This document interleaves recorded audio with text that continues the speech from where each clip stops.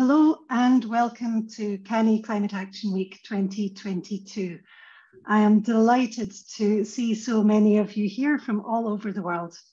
My name is Ailsa Lamont and I'm looking forward to a fantastic and packed week of networking, future gazing and intensive climate action with all of you.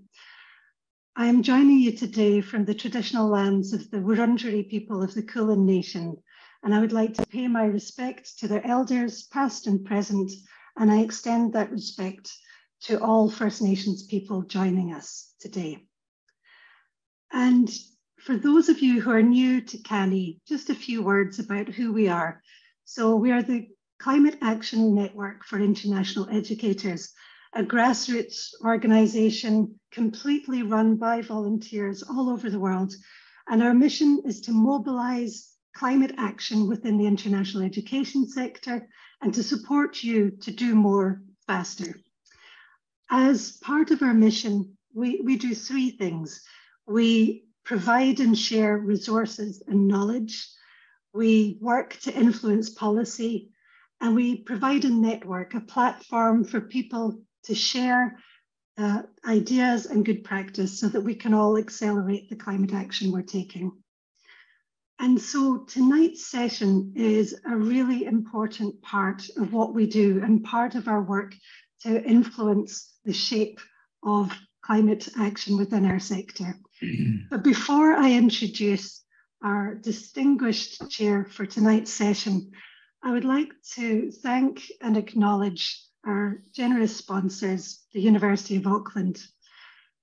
The University of Auckland is a proud sponsor of this year's Canny Climate Action Week. As New Zealand's leading university, they have a commitment to sustainability in their teaching, research and operations. And Auckland is the only university in the world to be ranked in the top 10 globally in both of the main leading sustainability rankings, that is the QS World Sustainability Ranking and the Times Higher University Impact Rankings. And I'm delighted to say that the University of Auckland was a pioneer and was the first to sign up to the Canny Accord. You can find out more about the Canny Accord in one of our later sessions this week, and you can find out more about the University of Auckland's work to advance the SDGs at this link that we're about to share in the chat. And now we'll play a very brief video from our sponsor, the University of Auckland, before we kick off the session.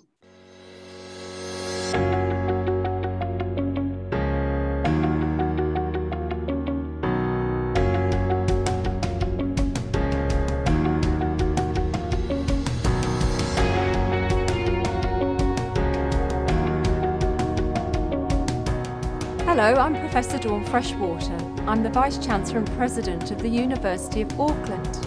I'm delighted that the University of Auckland is the United Nations Academic Impact Hub. We are honoured to lead this hub for 1,300 institutions across 130 countries.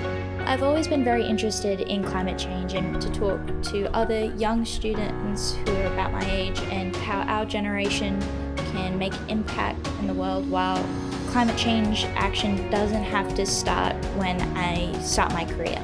It can start now.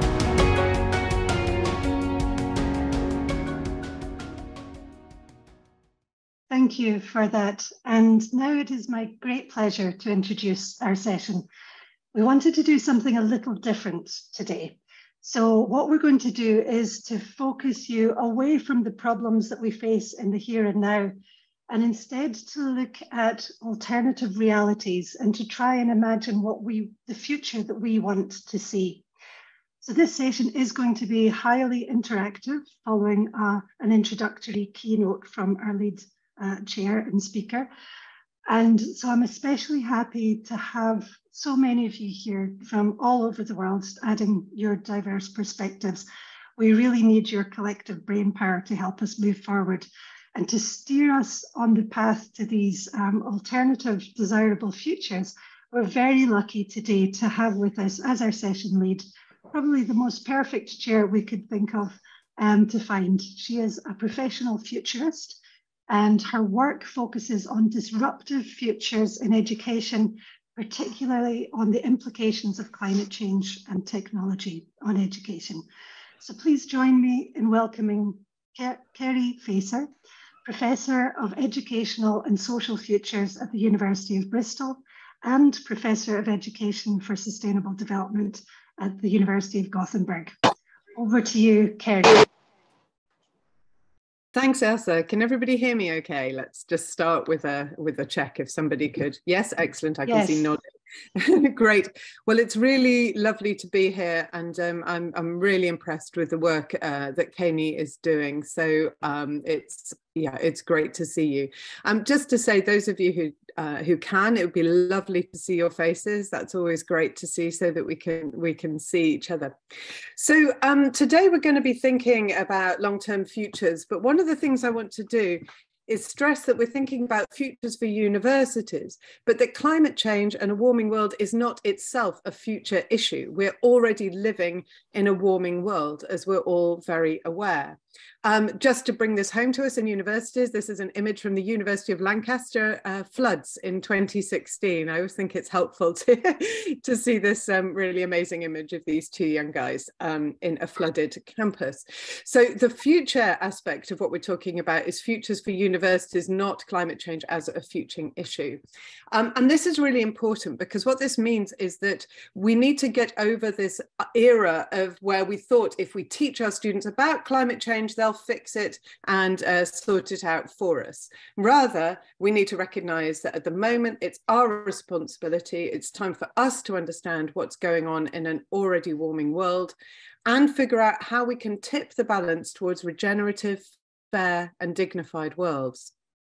So one key element of this, I've discovered for many years of doing this sort of work, is to become a little bit reflexive about how we ourselves think about and use our ideas of the future. So I just want to warm us up a little bit today by getting us to think about our habits of thinking about futures. And there's a great futurist called Jim Data in Hawaii, who talks about 4 myths of the future. And he says there's 4 habits we have of thinking about it. Firstly, that our assumption is that things will pretty much carry on as they are. Secondly, things will be okay, but we just have to tighten our belts. We need to work within a few limits. Thirdly, we might imagine that things are basically going to hell in a handcart, collapse is what's going to happen. Or fourthly, we can be imagining that things will be radically transformed for the better. So what I'd like us to do, and I believe there's somebody magically going to be in charge of a poll, is just getting you to just have a little think about where you sit in all of this. Do you see things pretty much carrying on as usual, transformation, things are going to hell in a handcart, we assume there's going to be collapse, reform, or continuation, things will pretty much carry on as they are? So our results are coming in here, folks, thick and fast, very good.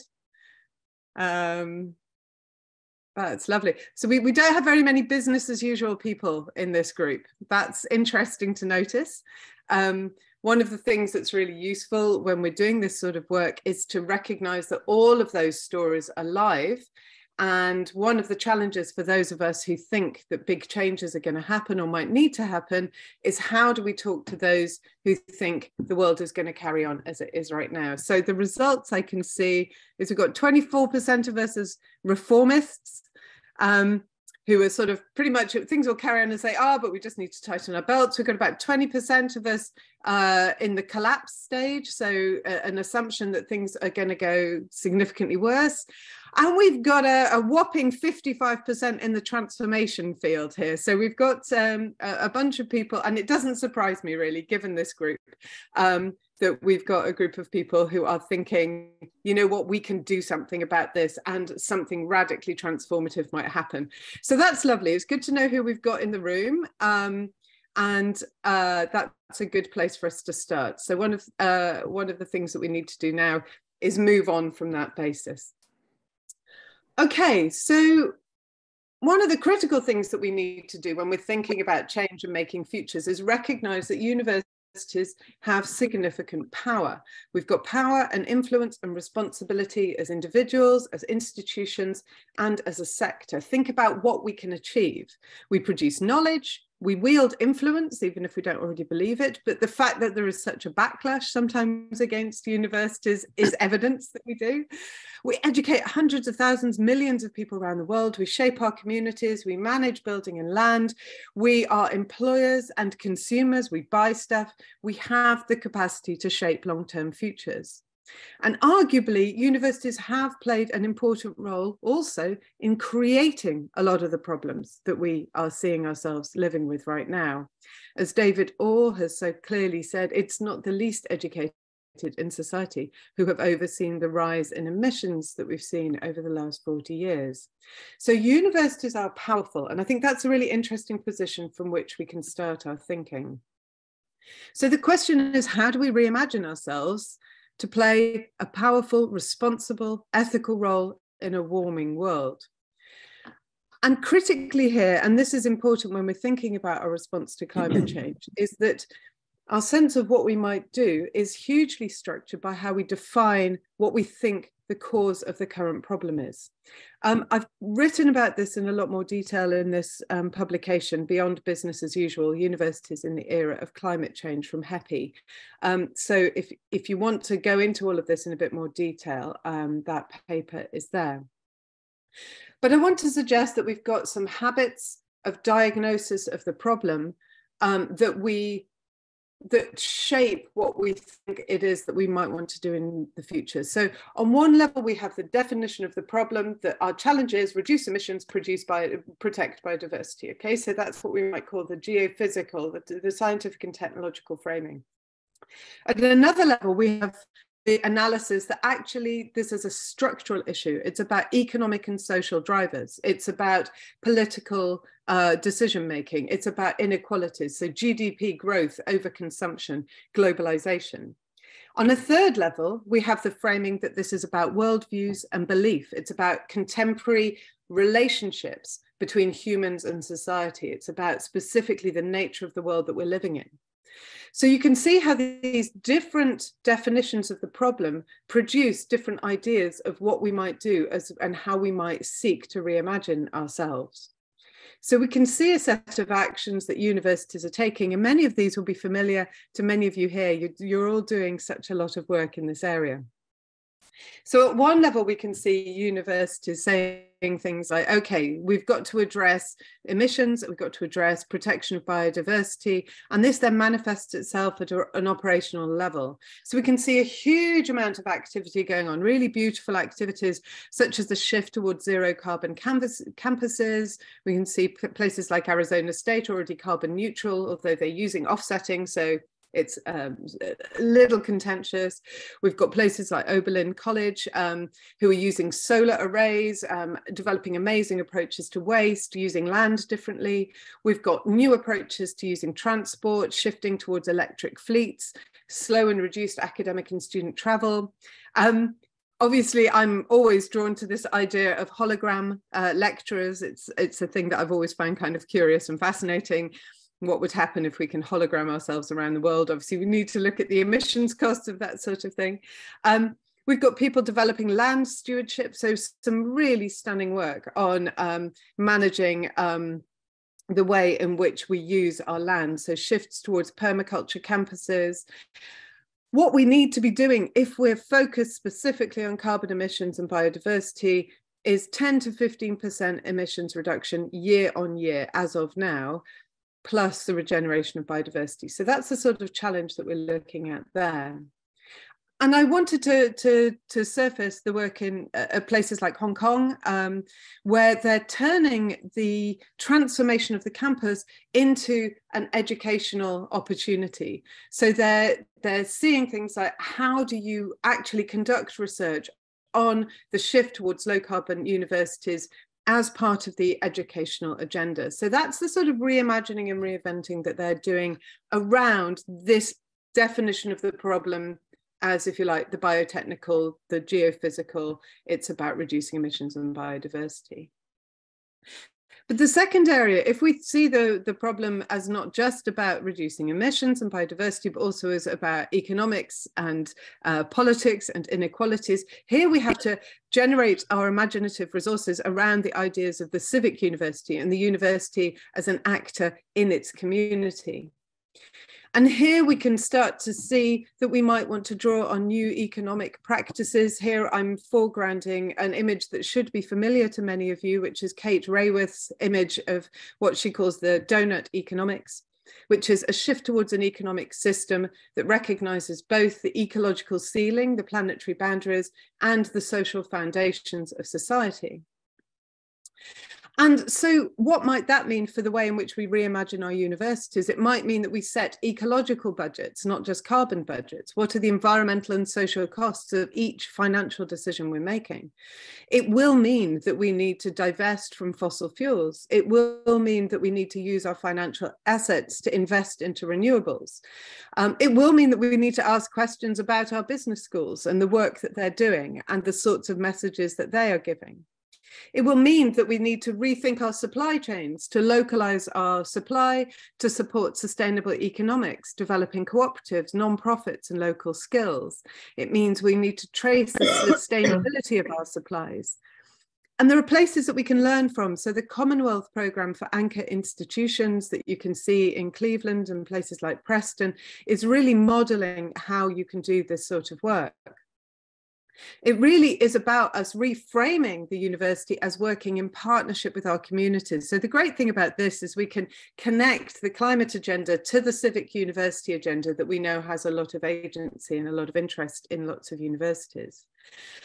So we can see, for example, the work that's going on in Amsterdam, building on climate, building on donut economics to mobilize the role of the university in supporting the transformation of the city and the region as a living laboratory. We can see the similar things happening in Manchester and in Gothenburg with the Chalmers University, where we're seeing amazing partnerships between university students and civil society groups getting involved in changing the fundamental economic, social, structural organization of the communities in which we're living. I also want to signal, though, that if we take seriously the fact that climate change is something that is happening now, not something as a future issue to prepare for, we do need to recognize that we need to play an active role in transitioning the workforce towards greener skills, towards greener employment. And what that means is universities playing a massive role in adult education. And we can see in the UK, we know that there are 30,000 graduate level jobs for green skills by 2030 in the renewable energy industry alone. So universities need to fundamentally, I would suggest, rethink their relationship but with which students are we educating to get ourselves off the obsession with 19 to 21-year-olds and start focusing on what does adult skills and education look like. And in relation to this question of the civic engagement and the social and economic infrastructure, we also, as we've already said, we need to start recognizing that part of our role will be planning for adaptation. So it's not just about mitigation, it's also the role of universities in planning to adapt and support people to deal with the challenges that we're facing right now.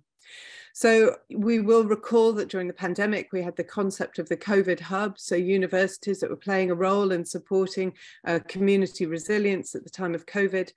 We need to shift that to thinking about what a climate hub, what would a university as a climate hub look like? How could the university support its communities to be preparing for issues of heat risks, flooding, infrastructure failures, and food insecurity? How can we play a role in developing information centres and networks for socially isolated and vulnerability groups? What's our role in supporting and working on local disaster emergency plans? What's our contribution to that? Do we know what the vulnerabilities are in our local areas and what can we do to address these? So when we think about futures, one of the issues is if we've got a lot of people who think about transformation, we can work it all out. One of the risks is that we ignore what happens if we don't work it all out. Okay, so we need to be thinking with transformation and collapse at the same time and figuring out what the role of the university is in those contexts. The final theme of my talk here around the diagnosis of the problem is shifting away from the structural, social and economic issues towards thinking about diagnosing the problem as one of worldviews. And here we can see this a huge amount in the connection with research around decolonization. So critically here, what we're seeing is an analysis of the situation we're in, not as a problem of politics or a problem of science and technology, but as a problem of worldview, a sense of humans as separated from the world, a sense of humans developing a relationship with nature that is one of extraction. And so if we actually see that worldview as the problem, one that sees both humans and the planet as a resource from which we're going to generate profit, if we see that as the problem, then our educational challenge in universities is a different one. Our challenge is to think about how we might support a transition, a civilizational shift away from an extractive relationship with the world to one that is a regenerative relationship with the world. Now, if we take that seriously, then we develop a different set of relationships with our students. We need to recognize that our students have the rights, and I do mean this, the rights to explore what it means to be human and interdependent with other beings in a warming world. Students have the right to explore what climate change might mean for them and their lives, their subject specialisms and their communities. They have the right to work out how to create a world that is more in balance with the planetary and social boundaries.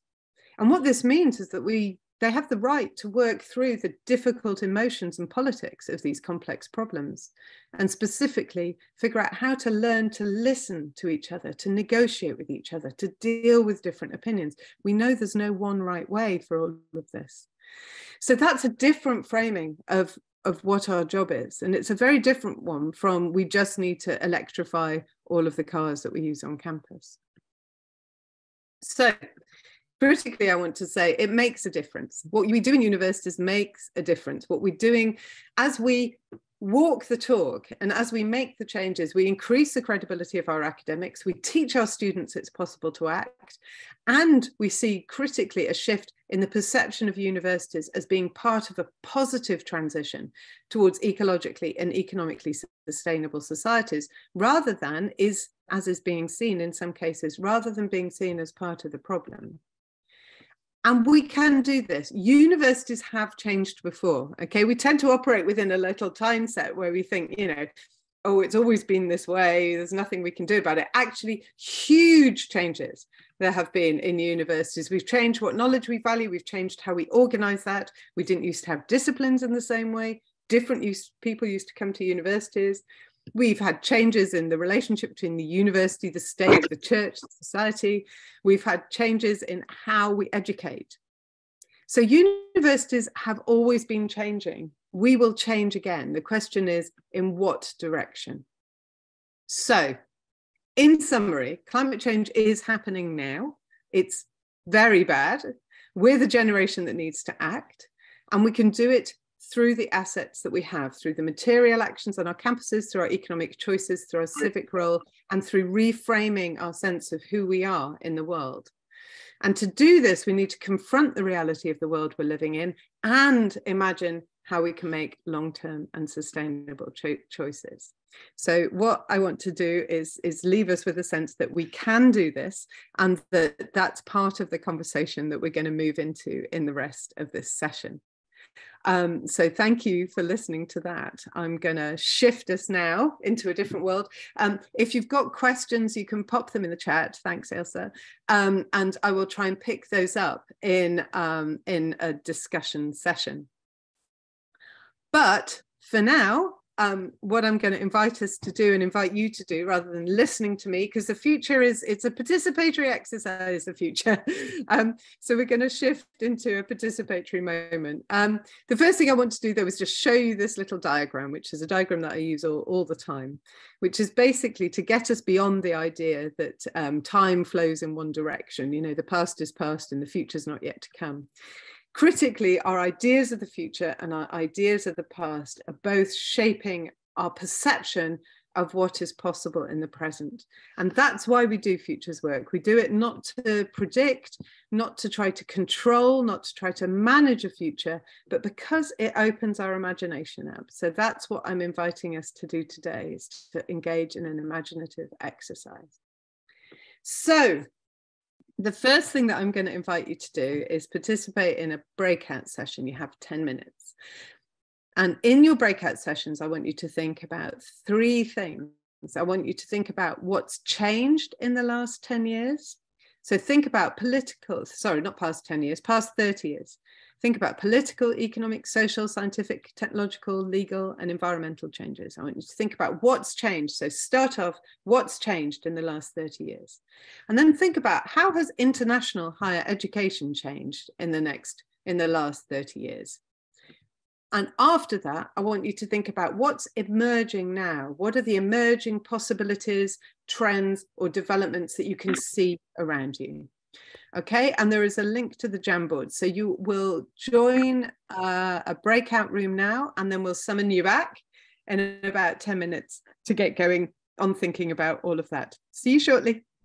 Okay, well, I hope you had a good conversation. Let's just take a couple of comments from some of the facilitators for your breakout sessions around particularly the last 30 years, the big changes that you've seen. What sorts of things were coming up in your groups about those changes? I shall randomly pick on my colleague Robin because he was in the group and I know him, and then I'll invite others to say something. Thanks, Kerry. We had a very interesting talk, lots around what's changed in the past 30 years. So we talked about, for example, social media being a huge influence. If somebody were to come from 30 years ago to the present, they might be kind of struck by that people could be in the same space together, but all be interacting independently with one another through social media. That would be a huge change that they would probably notice. In terms of international higher education, we saw students kind of exercising more choice, thinking more independently about what they want to do rather than kind of following a path that was set for them by their parents, but also having a very instrumental attitude to their decisions, looking for a return on investment, so to speak. And those were all thoughts from our very great group. So credit to them. Lovely, thanks. What about another group? Let's go to group number 4. Unless that was you, Robin. I can't remember what number was what. If you can remember, if you were in group number 4, fabulous. I'm not sure if I was in group number 4, but shall I just mention what we said? We talked about the changes in awareness of individuals about the environment and about the narratives that are there during different decades. So it depends on when you were born, when you were growing up, what your perception is of the environment and of environmental change. So generations matter, and the way the perspectives change per generation. That was one thing. And I think attached to that is also that students nowadays are also the drivers behind changing the curriculum to be more sustainable and to pay attention to sustainability. Lovely, thank you very much. Okay, anybody else? Last 30 years, big changes. Just to stretch our minds, 30 years ago we're thinking 2002. No, we're not. We're thinking 1992, aren't we? She says, suddenly adding stuff up. But I mean, what was happening in 1992? I mean, I know my hair looked very different. I was at university, and also thinking in the meantime, what's happened in terms of cycles? Some things have changed, some things have arisen and gone away. What else have we got from any of the other groups? Maybe I could go next, Kerry. It's Tracy Harris. We were talking about with international education how much more commercial it is now. So I have been around for 30 years, and 30 years ago it was not nearly as commercial as it is now. So it's everything is about bums on seats, and that was shared across different nations in our group. We came from different countries, so it wasn't just an Australia perspective. At the same time, when we were talking about what's changed, we were also talking about what hasn't changed over the last 30 years, that some things have stayed the same, that we do business the same way. So I was talking about the fact that, you know, 30 years ago, you got on a plane, you sat in a ballroom, you put your banner up behind you and talked to students. And now 30 years later, we're still doing business the same way. And that universities are still quite siloed in the way that we do business. Mm-hmm. Absolutely. It's always fascinating to think about what stays the same and what shifts and why. One of the things that I always like asking people is, when do you think league tables first came about? Any suggestions from anybody? So, because they are such a kind of fact of our lives now, aren't they? We sort of treat them as these kind of unmovable, unshapable gods. 30 years ago, we didn't have league tables in the same way as we do now. So it's worth remembering that it is only within the last 30 years that some things have arisen. It is possible that within the next 30 years, they might go. So it's something about thinking about our direction of travel, our assumptions about what the present is, what's shapeable, what's not shapeable, what's inevitable, what's not inevitable. Okay, well, we've got a couple of minutes more. So any other groups? What feedback from your other groups? Shandon, what was your group saying? Yeah, so we commented on several things that people have mentioned. So commercialization was a big thing, and neoliberalism and students becoming consumers. We thought that was quite an important point. But I think one of the really interesting things that we touched on was this sort of loss, or a feeling of a loss of creativity, that we have so much to entertain us now, which causes maybe less time for reflection, and students and people just needing to be creative and to have that time to imagine. So I think that links in really nicely with your talk today as well, Carrie. So worth mentioning. Thanks, Shandon. That's great. So yes, I mean, one of the things that's coming up quite a lot in your reflections is stuff around beliefs about who we are, which is a fascinating thing and not entirely surprising, seeing as this is a group of educators. So that's also something for us to bear in mind, is like the rise of ideas, what Raymond Williams used to call the sort of cultures of feeling, the changes in cultures of feeling over particular times. And that sense that over a 30-year period, we can develop very different beliefs about ourselves, very different ideas about who we are in the world and what our purpose is. And again, if things can go in one direction, they can go in another. It's worth bearing in mind what's happened since 1992 geopolitically. So bear in mind that 1992 was just post the collapse of the Berlin Wall. It was just the opening up of the East, of the Soviet Union to the West. We had this theory that it was the end of history, that everything was going to be flat and stable and things were going to stay the same. You know, neoliberal economics had won the kind of international battle. And quite clearly, we can see that there's been a massive collapse in that narrative. So again, one of the reasons for looking back 30 years is not just to say, what don't I like about the last 30 years, but also what's happened. So as we're trying to study futures and to think about what futures might be, we need to be students of history as well. We need to pay attention to the things that have shifted and changed, that were out of our control or within our control over that period of time, so that we can think really creatively about the future. So that's one of the things that I'd like to invite you to do as we move into the next session. Apologies to the group that we didn't get to hear some feedback from. We'll find you next time, whichever one you were. I'll work it out. What we're going to do in this next session is an exercise that we call the Three Horizons process.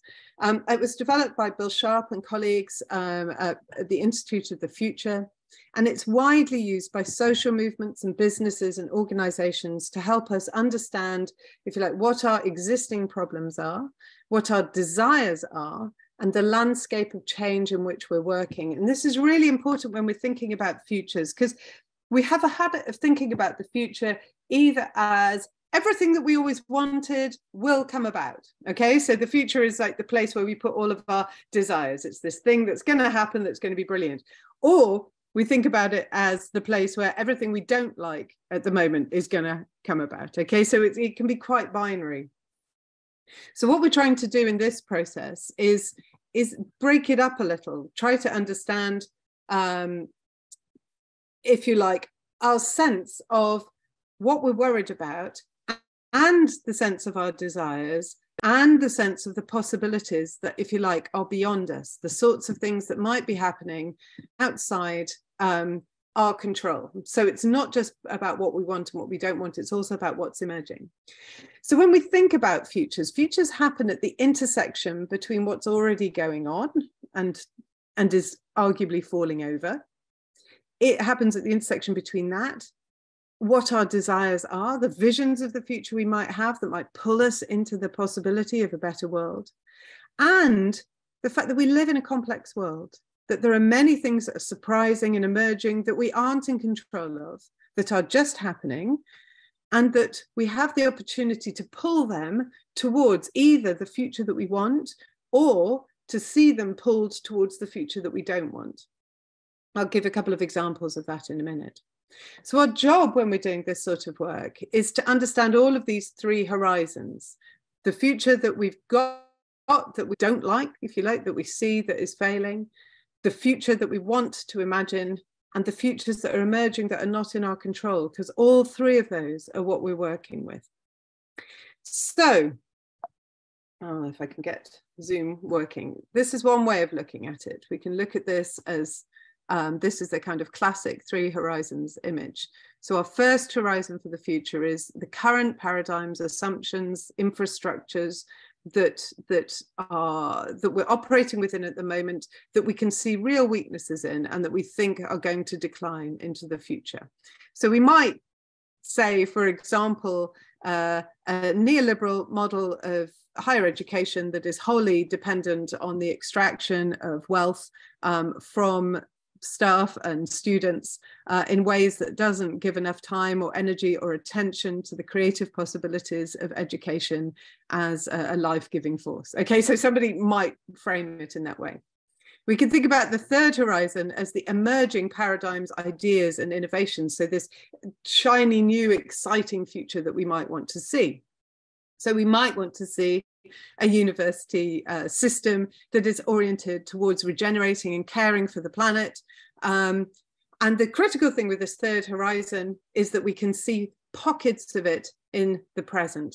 So we might say, okay, so there's that beautiful new horizon that we want to see. There are pockets of it in the present, for example, in the ecoversities networks that are showing us that there are land-based, community-based, regenerative-based educational practices that are already growing.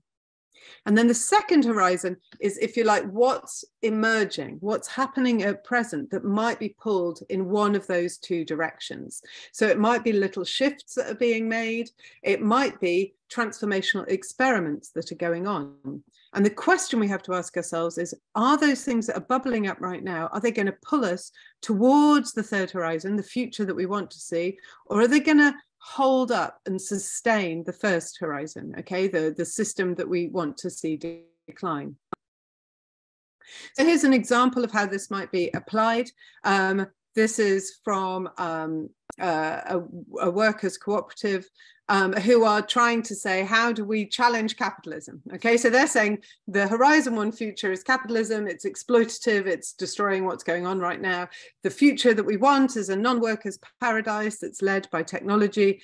And then what's emerging in the middle is collaborative sharing platforms. And the question is, will those collaborative sharing platforms help move our dial, if you like, back towards exploitation and extraction, or towards a kind of non-workers paradise of technology-led abundance? All right. So a similar parallel in our sector might be, we've got the rise of digital technologies. They're hugely transformative. Are they going to be used to intensify and reinforce existing higher education practices that we think are problematic, or can we mobilize them to take us towards a future that we think is the one that we want to see? So you'll see that this approach to thinking about futures is about intervening in moving systems. It's about intervening in a way that is led by values and desires and by a clear critique of the current problem. There are loads of different ways of thinking about futures. It just struck me that Caney was an organisation that really is about intervening in systems. So this as a model seemed like a good one to start with. So what we're going to do just now is shift into some visions of Horizon 3. Okay, so one of the clear things that we know about futures work is that if you don't know what your values are, and if you don't know what the future is that you are looking to bring about, you won't be able to see the seeds of possibility in the present. So I'm going to hand over to my colleague here, who's going to share some visions of Horizon 3 from some of you in this group. So I'm going to stop sharing, and then we'll come back and we'll go into breakout sessions and start working with this framework for thinking. Wonderful. So, thank you so much for that, Kerry. And now we're just, as you mentioned, we have a few selected people who have kindly prepared their Horizon 3 vision in advance. So you're going to hear from one person live, and then you're going to see 3 pre-recorded vision statements. So if I could just call on Guljahan Tursunova, please, to turn you've got your mic on and your video. That is fantastic. So Guljahan is from Turkmenistan, and she is a Chevening scholar and an MSc Education, Leadership and Policy student at the University of Bristol. We're delighted to have you with us here tonight, Guljahan, and thank you. Please share your vision with us. Oh, thank you so much, Elisa. Thank you for having me in this great event. I really appreciate this opportunity to voice some of the student messages in this such an impactful event. So the future that I would like to see as an international student, I try to be as specific as possible and as realistic as possible. Those are the things that I would like to see, that universities put, first of all, universities put sustainability at the center of every program, of every course and unit, or any really knowledge that they share in general. Regardless of the program type, students are aware of their practical implications of every action that they take as professionals in their respective fields. So to do that, higher education institutions can reframe their course structures, materials to adapt to the changing world. What I also wish to see is that institutions give out clear messages and reminders about sustainable travel options prior to having their international students travel, prior to academic conferences, or prior to study-related travels, so that students are who are willing and capable of choosing more sustainable travel options, they can do so more, being more informed and encouraged. When it comes to international student mobility and the emissions caused by it, receiving universities work closely with the respective embassies located at different countries so they can remotely reach the prospective international students and give info sessions, sustainability workshops before students make travel decisions, and also prepare them for a more sustainable lifestyle as they get their higher education in a completely different country, the completely different environment.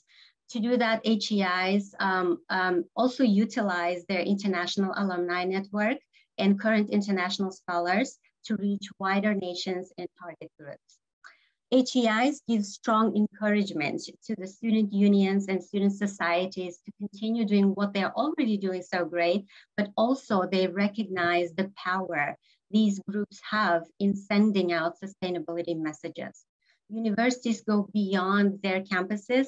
They get involved in projects and programs initiated by different development organizations, such as the UN organizations, targeting prospective international students in different developing or underdeveloped countries.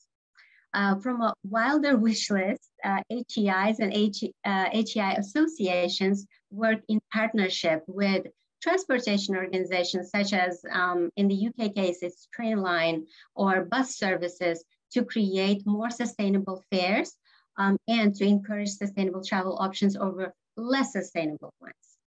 And finally, universities show mitigation and adaptation in their own practices on their campuses. So they replace paper handouts to digital ones wherever possible. The canteens serve more plant-based foods. Products in vending machines are wrapped in more sustainable packages, and university shops sell only environmentally friendly products. And all these small changes in action set a great example for students so they can go and reshape their society when they go out to a labor force. Yes, thank you so much for listening.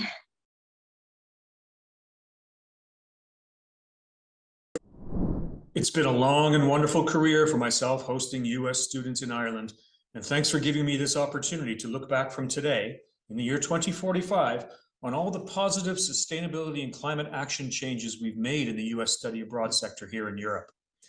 Back then, CANI was quite grassroots, run by volunteers, and it's great to see it develop into the leading driver of climate action and international education globally today. It's also great to see the sheer number of students now involved in CANI. It is their future, after all. Of course, the trend in universities and colleges appointing vice president positions for sustainability and climate action really helps stimulate the sector into action. Their collective mandate to focus on campus emission reductions and to challenge the international sector to reduce their impact has really paid dividends. We as a sector can now proudly claim, for the most part, to be carbon neutral. Another great change is that everyone involved in international education is now trained in sustainability and climate action, the same way that we were all trained in DEI, mental health support, or Title IX back in the early 2000s. Of course, in the European study abroad instance, the main receiving countries deserve praise as well for requiring that programs that bring students to Europe dramatically cut down on their emissions. Some countries did this through incentives, some worked through structural changes, but all worked at the national level with program providers and host institutions to embed sustainability and climate action in all that they do, including on-site programming. And I'm proud to say that my home country, Ireland, was the first to certify study abroad as carbon neutral back in 2025. Looking back to the 2010s and 2020s, I can't believe how much we, and that's we as in students, faculty, staff, thought nothing of hopping on a plane so often for educational travel, conferences, and recruiting trips. The sheer amount of travel was obviously the main challenge facing us. But the reintroduction of a series of sailing ships across the Atlantic with study abroad students was certainly key to reducing this air travel. So was the across-the-board shift in the structure of the abroad semester, the one that allows more extended breaks within the term, and these breaks encourage students to travel sustainably in their personal time. No more weekend trips to Barcelona by plane, and instead the series of 5-day breaks scattered throughout the semester, combined with slow travel incentives, has pretty much eliminated the issue of fast travel through flights. Our students are now much more thoughtful and intentional about their independent travel.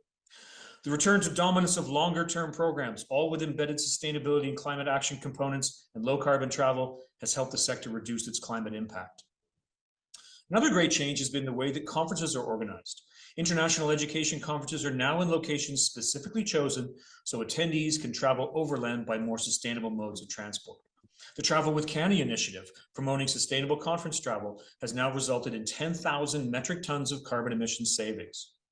Conference venues and hotels adhere to the CANI conference codes of best practice. Hub or regional conferences are also way more popular now than they were back in 2022. Again, all designed so that delegates can travel to them by low carbon modes of transportation.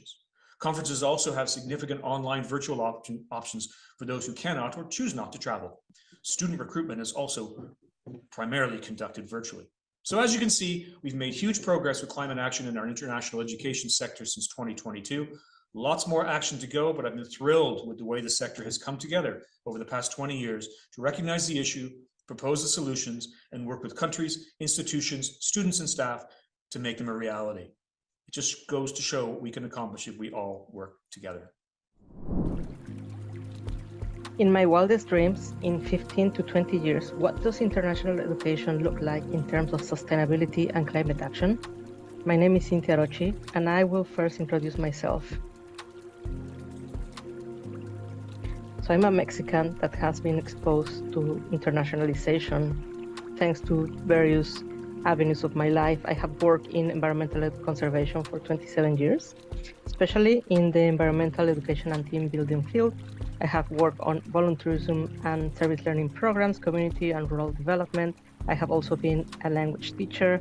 More recently, I have been involved with social business innovation and virtual events. I have my own entrepreneurship, and I also work for the Forum on Education Abroad, supporting the digital platforms and events. I also work for Evolve Abroad on providing courses on sustainability and social business innovation.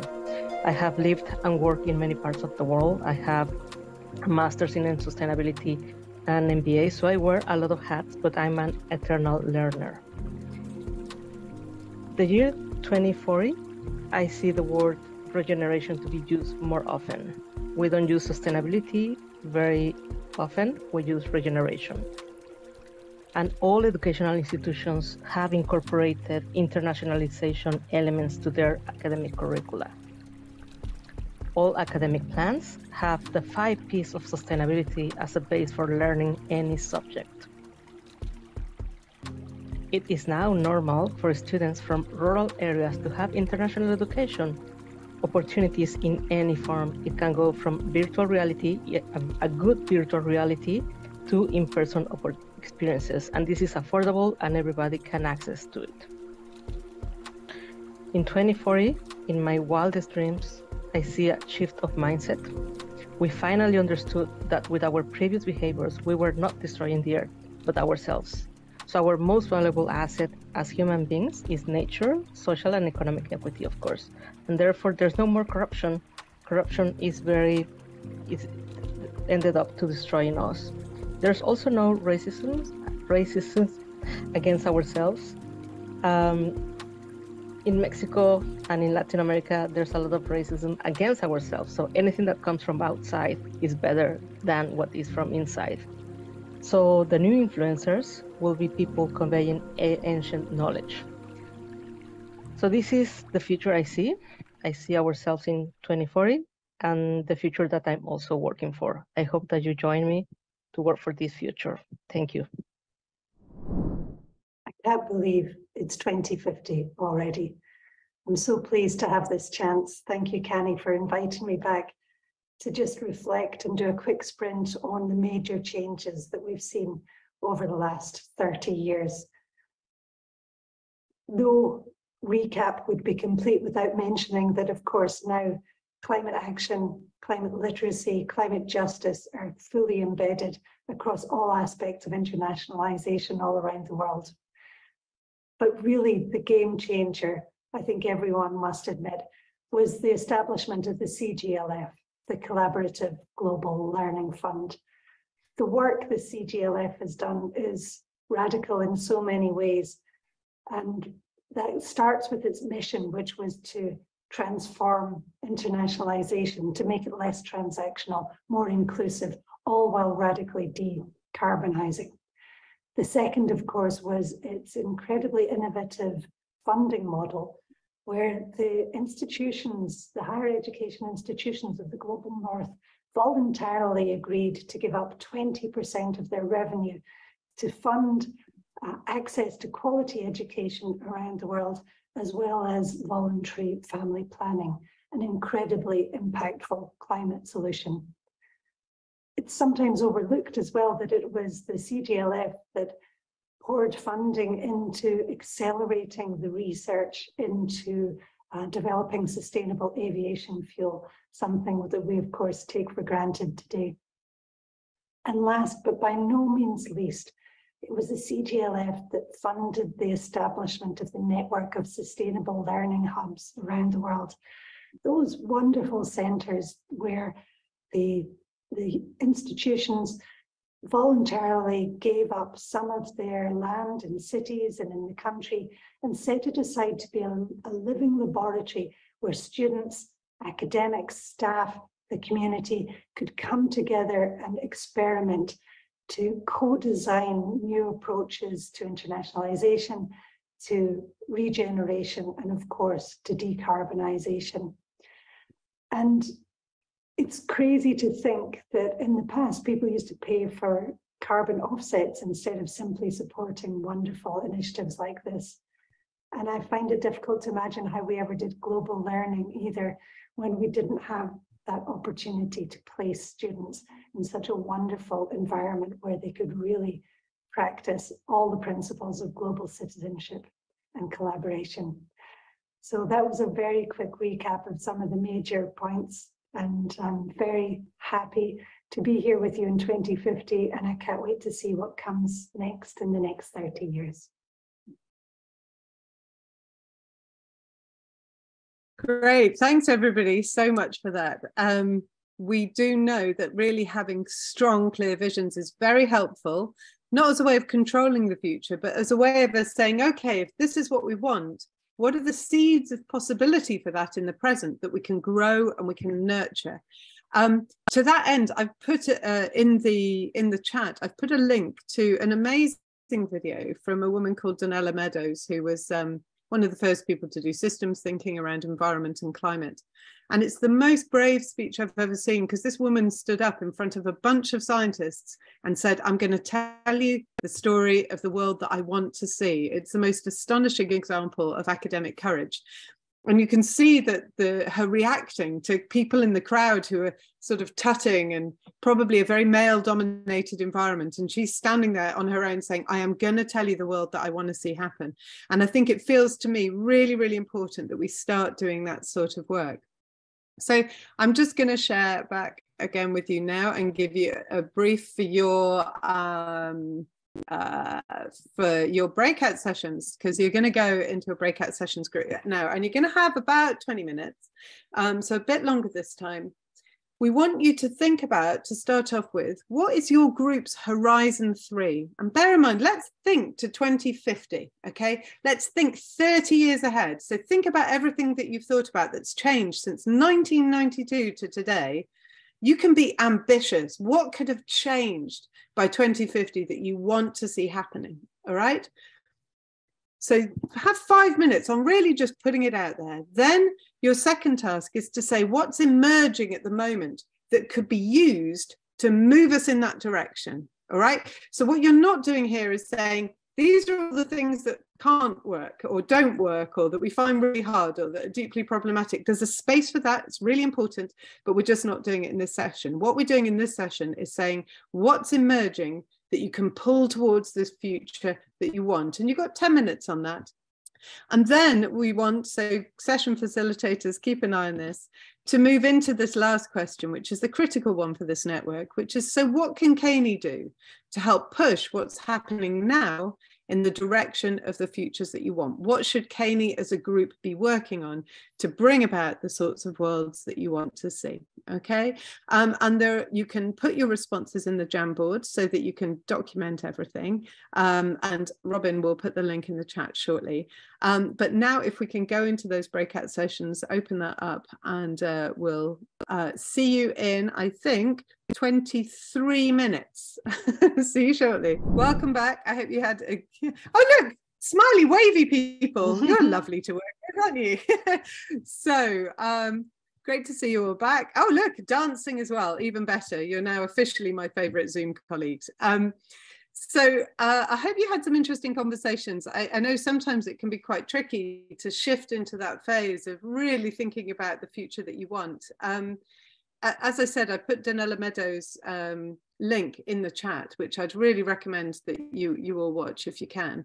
So let's go through the groups just one by one and just get some initial thoughts on, like, sketch outline of the vision that you came up with, and then a sense of where you might want to go with this and where you might want to, what the sorts of developments were that you wanted to push towards that vision, if you got there. If you didn't, don't worry, it's fine. It's tricky, these things. So let's, if I pull out the first group, I've even got it here. So that would be Guljahan, Monica, Debs. One of you guys, what did you come up with? Either people are trying to unmute themselves with some difficulty, or there's a general sense of, I don't know if I'm supposed to be saying anything. How are you doing? Can anybody say something from that group? Sorry, I lost the screen and I was looking for the unmute. Where did you get to? Yes, well, as a group, we were discussing the importance of putting these HEIs and HEI associations together in collaboration, and also working towards communication, making the transportation, student mobility options more available, more sustainable options available. So students at the end of the day decide and pick more sustainable travel options. And I don't know if other colleagues would like to add more on that, but yeah, we really capitalized on this communication being really important. And since organizations, most of them having SDG goals, and we also came to a realization that some of the organizations, even transportation organizations, are not really aware of SDG goals. And so how do we communicate that? How do we make it clear that we have the same agenda and we want to collaborate in terms of, you know, student mobility. And another one thing, and another one thing that I would like to mention is that as a Horizon 3, it could be one of the things we can consider is the fact that with more sustainability actions going on, you can see trend among students choosing these pathways as a major. They're choosing more environmental programs.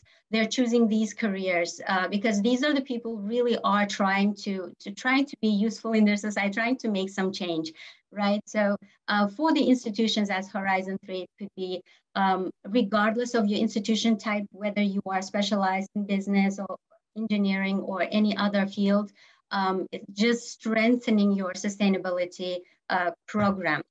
Thank you very much. That's lovely. I need to stop you because we need to move on to everybody else. Thank you. So those are some brilliant, strong images around themes around collaboration, themes around building partnerships, so that those partnerships that we're developing, so we can share the goals and the aspirations with others. What about another group? Let's have group, let's go for group 6. We had lots of people in group 6. So Tracy, that was you. Is Tracy still there? Yes, so I'm still here. What was your strong vision, and what sorts of areas were you looking to develop? So the strong vision was that we would have real leadership in our in our higher education institutions around sustainability and climate action, that it would no longer be tokenistic, and that the leadership in higher education would understand the links between sustainability, internationalisation, climate action, employability, and that civic university sense. So that was our vision for Horizon 3. One of the things that we identified in what's emerging that could be used to get us there are the students themselves that are coming through now.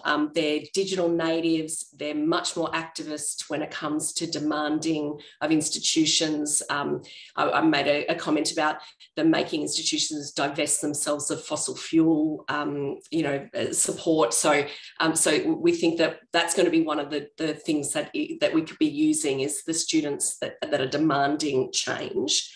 And then how can CANI help push what's happening now?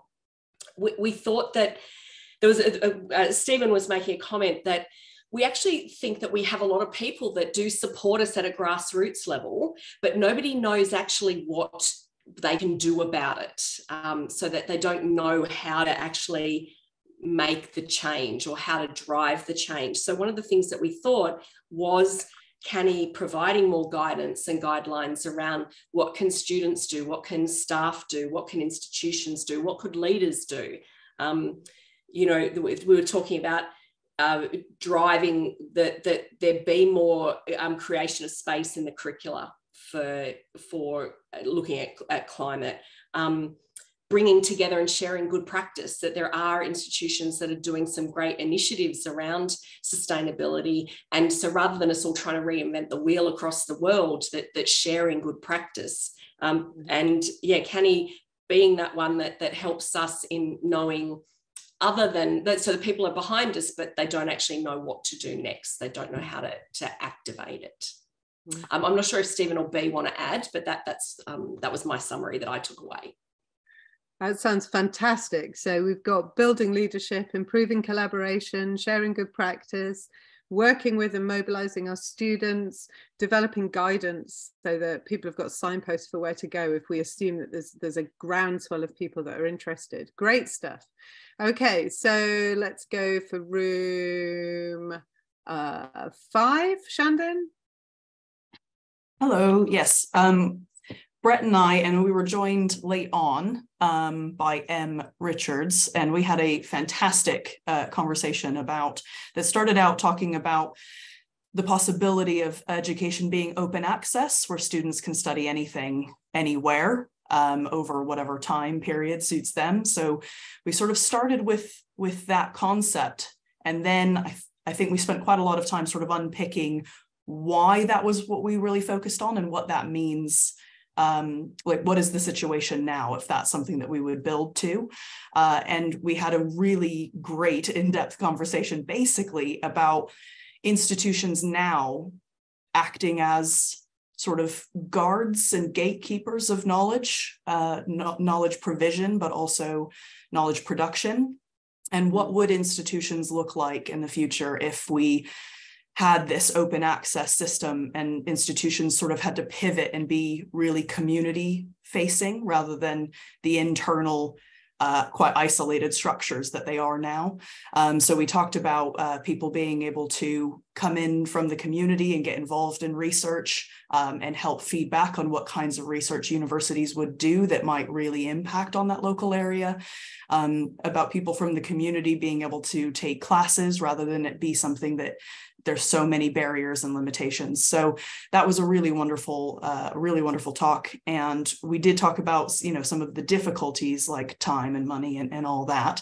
But we also talked about a few good examples of things that universities are doing, like Brett shared an example of their medical school doing away with the exam requirement to get into that particular area so that people are actually judged on whether they would make a good doctor or nurse rather than could they get 99% on this particular exam, and how things like that, nurturing things like that, can help us move in the direction of knowledge being for everyone, not knowledge being for those that we sort of hand select. It's something that I wish we could have talked about for a lot longer. It was great. That sounds like a really fantastic conversation. One of the things I really like about that example is that it's fundamentally transformative, because it's not saying how do we operate within the existing system, it's saying how do we change the rules of the game. So one of the things that's useful if you really want to transform is you have to understand what the rules of the game are, what are the expectations. And one of the things that example does is it says, actually, you know what, we need to ask ourselves, who are the people that we want to be doctors or medics, and the historical history has been, we want people who can pass these exams. Now you're saying actually we want something completely different. It's a fundamental game-changing decision which is really exciting. What I'm also hearing is one of the things that we do when we think about futures is we work on these different levels. And one of the things that we look for the way a story about the institution is changing, so the fundamental underpinning narrative. And what I heard in what you were talking about was a shift from gatekeepers to platforms or communities of knowledge. All right, now that's huge. Say you took that as your story for the next 30 years.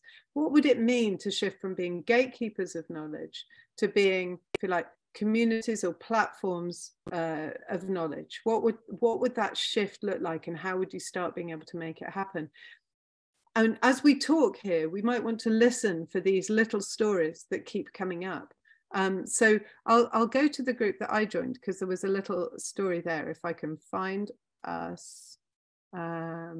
where were you? Amita. So you and Rosa and Oyegogo, and we were talking about a shift, weren't we, from the idea of universities as sort of separate places to places that could collaborate with each other and to collaborate with their community. Does anybody in that group want to elaborate a little bit more on that conversation we had? I don't mind saying a few words. So we were looking at having, universities as villages. So the concept of how they work in a community and create a whole sustainable ecosystem within that community in terms of even like, why do you have to have so much of variety of food? You might want to look at what is the earth giving you at the time, what's the season, what is seasonal, what is available, how can you use what you already have, both in terms of design thinking, but as well as using resources in a way that actually feeds into this whole sustainability narrative, and they take responsibility for it. We also talked about, again, this whole, barrier to learning, because you want to collaborate with universities with the same ranking or have a similar, we kind of keep ourselves in that lane. But what if we say we are going to adopt a few very small universities from rural some parts of the world, and then look at how it can be more like a mentorship, and we bring everybody up to scale so that equity is, that inequity is sort of removed to some degree and some extent. And of course, really liked what Shandon was also saying about having open education, so everyone has access. And I think there's really quite a ceiling to that, and we lose out on a lot of talent across the globe because we've put that ceiling ourselves as education institutes. So that's something we were talking about. Thank you. That's brilliant. So again, can you hear there's a couple of stories? So one of the things to do is to be thinking, what stories am I hearing about the change that people are talking about? So we hear a story of a shift from universities as islands, all separate little castled islands, to universities as villages and connected with others. I can also hear a really interesting shift from the idea of the university as a place of the mind to the university as a body. So the university is a body that needs resources, that generates waste. So what happens if we stop thinking about the university just as this mind thing, start thinking about it as an embodied practice? How would that fundamentally shift the way we think about things over the next few years? Okay, room 2, Adinda, I think. What was your... Thank you. Yeah, so we talked about the need to redefine the university and what good education is and what a good university is. So no longer talking about it as providing individual goods, but really talking about providing a social good, but also ecological goods. And so that would be a big behavioral change to everyone involved in universities. And then we started to think about, okay, that also means that we need to not just look at knowledge and research providing us with more knowledge on environmental change, but also about behavioral change and knowledge about that. So we need to give the stage towards the humanities and philosophy, etc. So yeah, that's what we started to talk about. And we also said, well, there's also a need to, if we make it more concrete, to change for instance, the accreditation organizations and their thinking about how to value education, to make it really a system change as well. So that's kind of what captures our conversation. Lovely. So I can start to hear a theme emerging around accreditation and assessment and gatekeepers, league tables, and yeah, league tables. So okay, so that looks like a little cluster of activity. Lovely. Okay, what about room 3, Luke as facilitator, or Ainsley? Got 2 facilitators in that group. One of you. We had 2 facilitators and we had Robin. We were blessed. Brilliant. Many people. So yeah. I think that some of the themes of what we're discussing have risen in other rooms, but essentially our Horizon 3 was one of a vision of access, of anybody who was able and ambitious for a higher education had an opportunity to pursue one, and that when we thought about what was emerging now, what our current experiences as master's students, as teachers, as educators, was thinking about how we take the improvements we've made in digital delivery, in COIL, in hybrid, to use that as a tool to expand access. And then thinking further, what is CANY's role in that?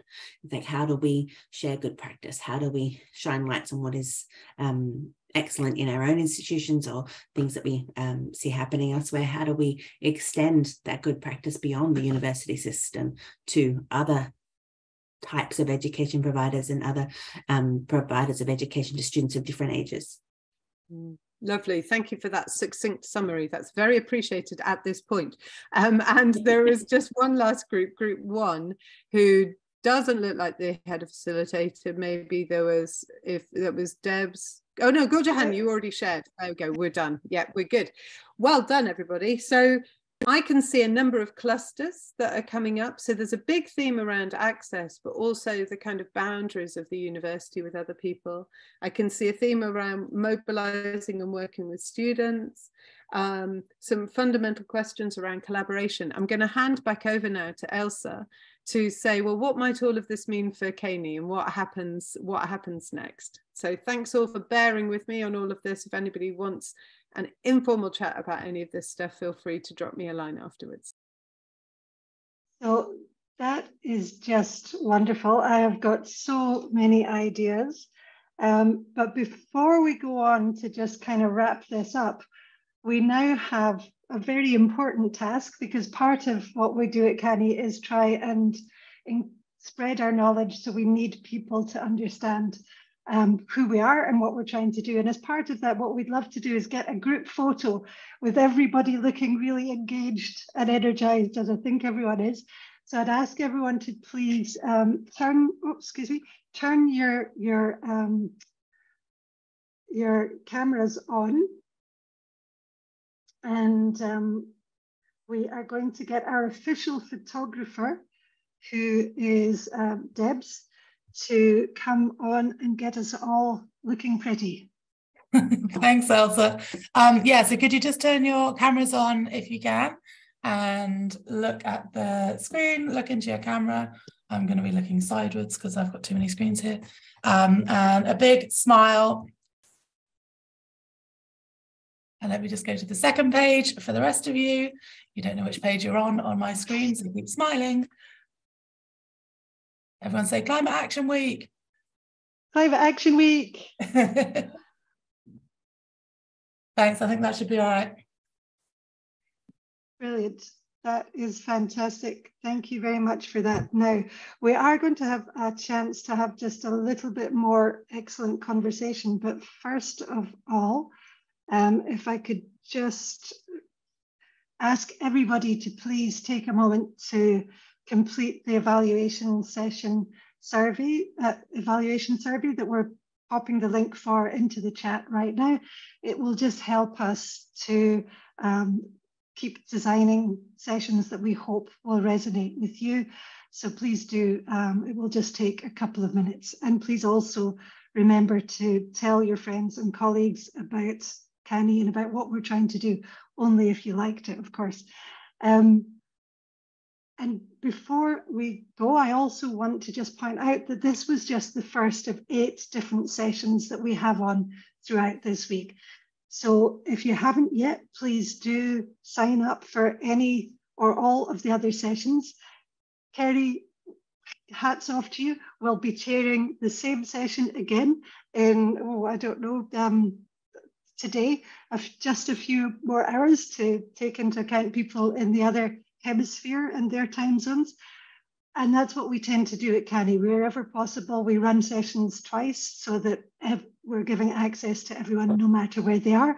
So we'll be having fantastic sessions on ways to think about making your business travel less carbon intensive, ways to sign up, very importantly, to the CANY Accord, which of course is our commitment to climate action that more and more organisations are signing up to.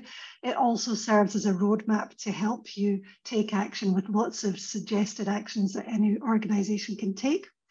We have sessions on how to get involved with CANI, whether that's as a sponsor, as a supporter, as a volunteer, or as a leader on the global board or in one of the chapter positions. And we have a series of networking events as well. So please come along to our Oceania, Europe, or Americas chapter meetings. And for the rest of the world where we don't yet have a chapter, feel free to come along to the global session which is basically for everyone else at this stage. I do want to thank everybody for joining us. It's been a huge, massive effort. Obviously, our thanks go to Professor Kerry Facer, who has done an absolutely incredible job. She really has taken CANI to a whole new level, I think. I'd also like to thank the organising committee who pulled together this session. So that's Kerry, Robin Shields, Kelly Davis, who has just done an absolute mountain of work for CANI throughout the last few months. She's been an absolute star. Also, Dr. Stephen Robinson. I want to thank everyone who has contributed their thoughts, their visions for the Horizon 3 session. So thank you, Guljahan and Stephen and Cynthia. And of course, all the facilitators here today. So Rosa, Shandon, Debs, Kelly again, Ainsley, Adinda, Tracy, Luke, Monica. I don't know if I've forgotten anybody. CJ, oh my God, sorry, CJ, who is absolutely critical to the whole of this organisation. So I wanted to get those thank yous done before I forgot. But what I just want to say is so many of those threads that have come out are really important to us. They are going to shape what we do next. We are a member organisation. Your views are important. It's not just a case of us saying, okay, what do you want, and then going away and doing something else. You really do get to shape what we will do. So please do get involved, come to more of the sessions, come to the networking events, join up for the sessions, and you can help drive this. Some of those stories, I love how you put that, Kerry, have already started. We are seeing some emerging trends there. So particularly around collaboration, we're starting to see CANI more and more as a connector. We can convene organisations in ways that perhaps other organisations can't because it's not their job. As an example, we are about to convene all of the major international education conferences around the world to bring them together and get them to share good practice around greening their conferences. But we can do so much more than that. And I think the ideas that you have all shared tonight are really going to give us so much that we will be working on probably for the next 30 years. So although it is our aim to make ourselves redundant because no one will need us because everyone will already have embedded climate action into everything that they do, until that day comes, we are going to be necessary. So I will open it up in case anybody has any last thoughts or last comments. Please don't be shy. If somebody's got a burning idea that they really want to share, please do. Kerry. I was just going to say, I've put a note in the chat to say one of the things we could do at this point is just if everybody writes down the one thing that they think CANI should do and the one thing that they want to do in the light of it, then it means you can get everybody's views kind of all gathered in one place. So that's just a quick suggestion given time. Wonderful. And this is the benefit of having an education professor on your team. So great. Please don't leave until you have written down in the chat what you want CANI to do and what you want to do. And I think the Jamboard will stay live for quite some time as well. So feel free to go back and add your thoughts on that.